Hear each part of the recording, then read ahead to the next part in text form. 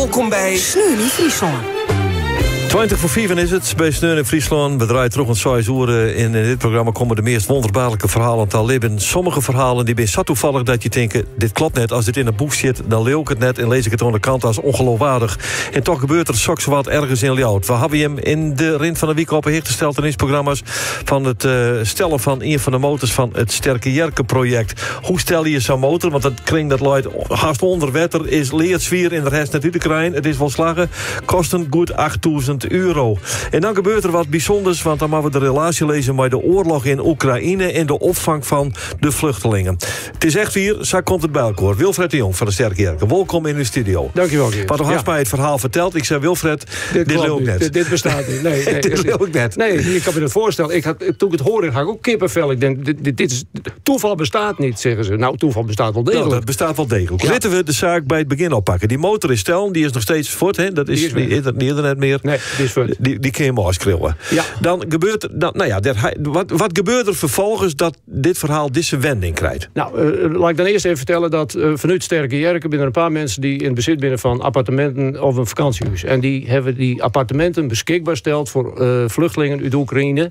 En ook dat vakantiehuis. Nou, in die appartementen zitten op dit moment 7 mensen uit Kiev, Oekraïense vluchtelingen. En die krijgen dat verhaal te horen dat die motor gestolen is van onze Sterke Jerke. En nou blijkt dat zowel die man als vrouw, ben 2 keer zin trouwens, man en vrouw zitten beide in de beveiligingsindustrie in Oekraïne. Zij is internationaal verkoopster voor een bedrijf uit Polen,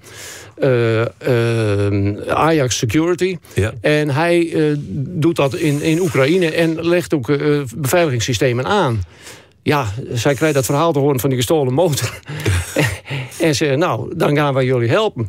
Dus die hebben contact gezocht met die fabriek in Polen, waar het spul dus vandaan komt. Die fabriek heeft gezegd, wij stellen dat gratis beschikbaar. Wij sponsoren dit geheel voor Sterke Jerke.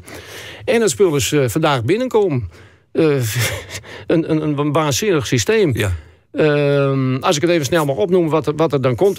Er komt een laser, een soort gordijn van laserstralen direct op de Sterke Jerke. Als we daar doorheen lopen, dan gaat een alarm af en dan kunnen we meteen op een camera die ook gemonteerd wordt zien wat er gebeurt. Een soort track-and-trace systeem zit erbij. Als iemand die motor metneemt, er komt ook een of andere verbinding op. Een draden waarbij als je die motor eraf halen, dat onmiddellijk het alarm afgaat en dat wij dat spul volgen kennen.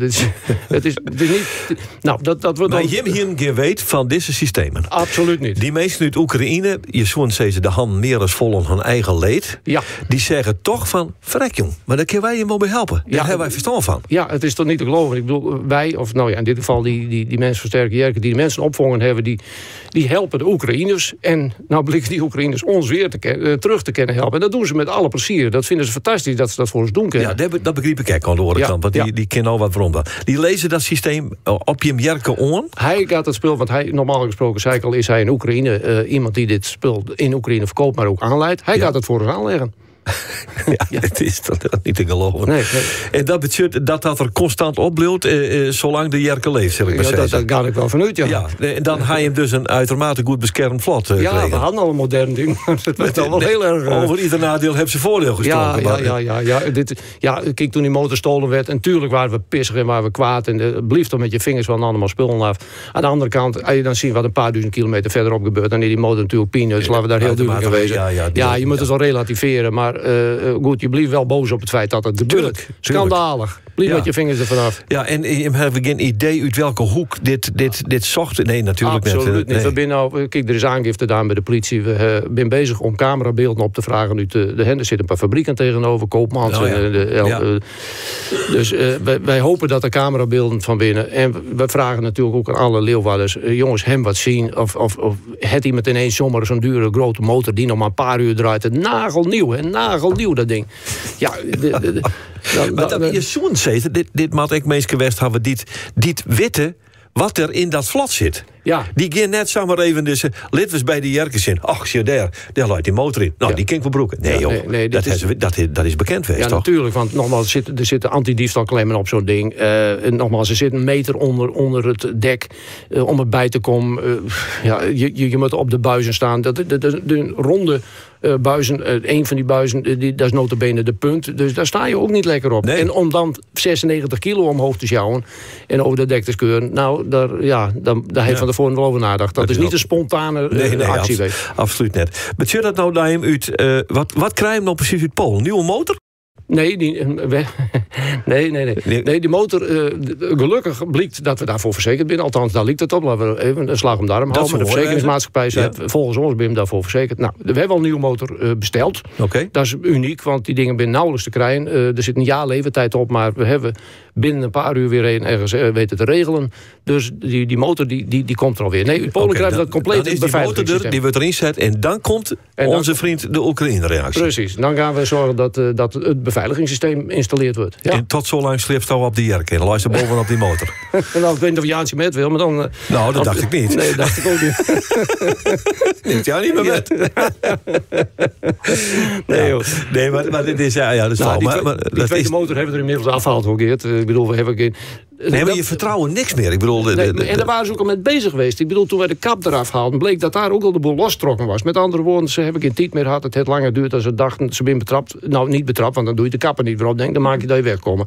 Ja. De tweede motor was al op een dergelijke manier al behandeld dat hij klaar was om ook gestolen te worden. Ja, en hij hem dan nou ook, nou ja, dat was misschien het meeste net zeggen, maar toch nog maatregelen nemen kunnen dat die net zo makkelijk wegstellen wordt? Nou, die is al borgen. Die is van de jerk af. Die hebben er zelf afval. Ja, die hebben er meteen afgehaald s'avonds en die is in een veilig plekje gekregen. Wonderbaarlijk verhaal. Ja, het is een wonderbaarlijk. Maar echt wonderbaarlijk inderdaad als die motor zo snel weer krijgt. Want je kan nou niet eens een afwasmachine krijgen in dit land. Nee. Want die ben net te krijgen. Nee, maar Sterke Jerk heeft blijkbaar een naam dat mensen ons helpen willen. Er zijn een paar telefoontjes gepleegd en daar hadden we er weer een. Ja. Mensen willen ons gewoon helpen. Sterker nog, we hebben het met forse korting ook nog gekregen. Dus...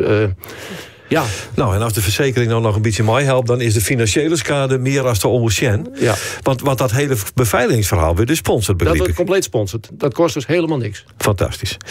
Nou, bijzonder verhaal. Tot slot, wat het dit enige gevolgen voor het in de vaart brengen van de jerken? Want het vertraagt toch enigszins, hoe niet zeggen? Nee. Als we de dag en nacht aan werken moeten, onze plan, zoals we dat gepresenteerd hebben en zoals we ook beloofd hebben aan jongeren om daarmee te gaan varen, dat gaat allemaal door.